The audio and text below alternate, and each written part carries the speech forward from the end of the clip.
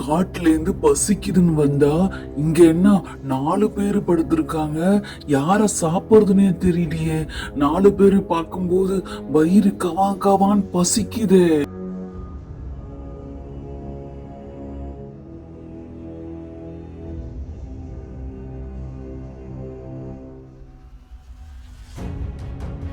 எல்லாரோட அந்த பையன் நல்லா கொழு கொழு நல்லா இருக்கான்.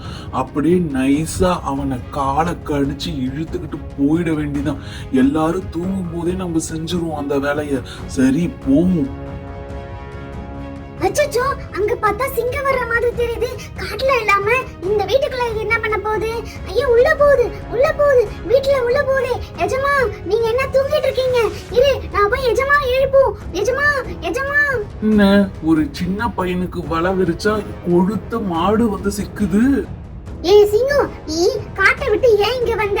இங்க வந்து எங்க வீட்டுக்குள்ள வர எங்க எஜமான கூப்பிட்டேன்னு வச்சுக்கோ, உன்னை என்ன செய்வான்னு தெரியாது. மரியாதையா உன் காட்டுக்கே போயிடு.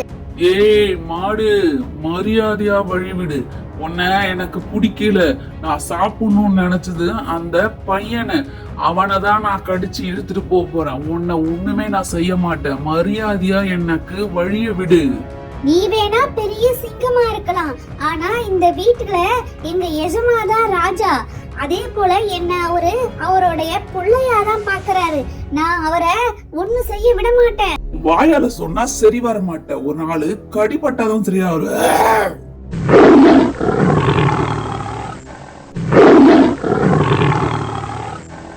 தேவை இல்லாம கடிப்பட்டு நீ கிடக்குற. நான் உன்னையா சாப்பிட வந்தேன்? அந்த பையனை நான் சாப்பிட வந்தேன். நீ ஏன் நடுவுல வந்து இந்த மாதிரி கடிப்பட்ட? உன்னை நாளைக்கு சாப்பிட்டுருப்பேன் நானு. லட்சுமி குரல் மாதிரி இல்லையே, வேற மாதிரி இருக்கு. எழுந்து பாப்போம். ராதா, பப்பு, சுப்பு, நம்ம வீட்டுல சிங்கம் வந்துருச்சு. எழுந்துருங்க சீக்கிரம். நம்ம லட்சுமிய கடிச்சிருச்சு, நிக்குது. எனக்கே பயமா இருக்கு. சீக்கிரம் நான் போய் கழி எடுத்துட்டு வரேன். சீக்கிரம் நீங்க பப்பு, சுப்புலாம் எழுந்துருங்க. என்னதுங்க சிங்கம்ன்றீங்க? ஏங்க, நீங்க காலையில டிவி தான் வச்சு பாக்குறீங்க, சூர்யா படம் பாக்குறீங்கன்னு நினைச்சேங்க. சிங்கம்னு சொல்லவே என்ன நிஜமாலுமே சிங்கம் வந்து நிக்குது. என்னது சிங்கமா? ஆமா, சிங்கம்.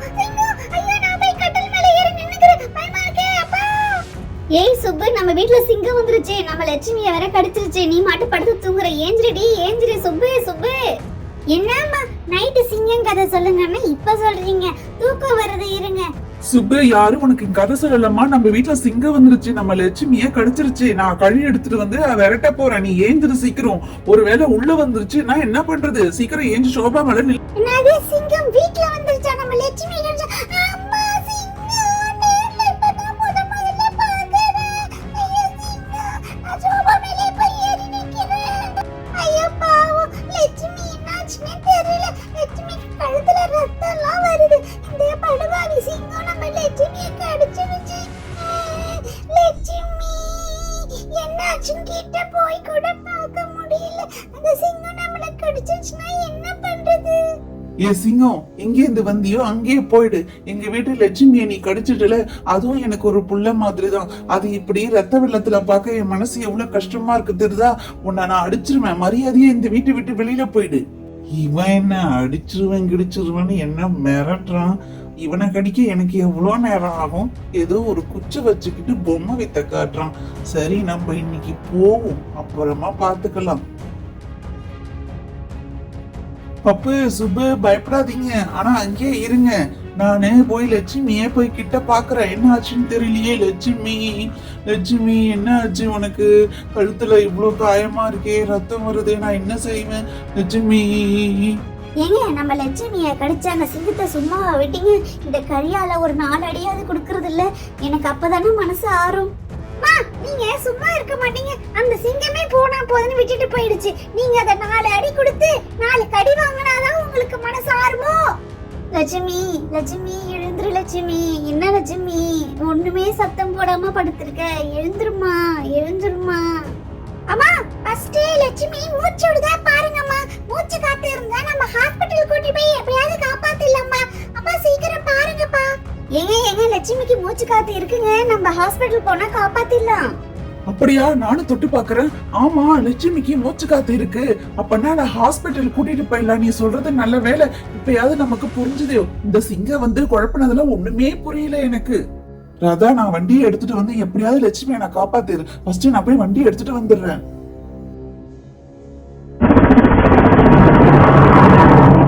லட்சுமி, நீ கவலைப்படாத. நான் உன்னை எப்படியாவது கொண்டு போய் ஹாஸ்பிட்டல்ல சேர்த்து உன்னை காப்பாத்திடுறமா. நீ எப்பயும் போல எங்க கூட நீ சந்தோஷமா இருக்கலாம். கவலைப்படாத லட்சுமி, நான் இருக்கேன்.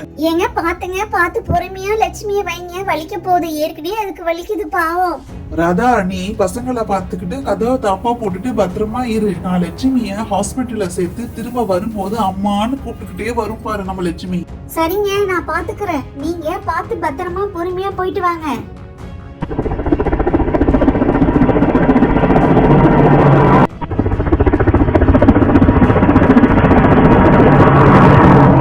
ஃப்ரெண்ட்ஸ், லட்சுமியை எப்படி காப்பாற்றணும் அப்படின்ற வீடியோவை நீங்கள் பார்க்கணும்னு நினச்சிங்கன்னா டைனி வில்லேஜ் சேனலை சப்ஸ்கிரைப் பண்ணி வச்சுக்கோங்க. தேங்க்ஸ் ஃபார் வாட்சிங்.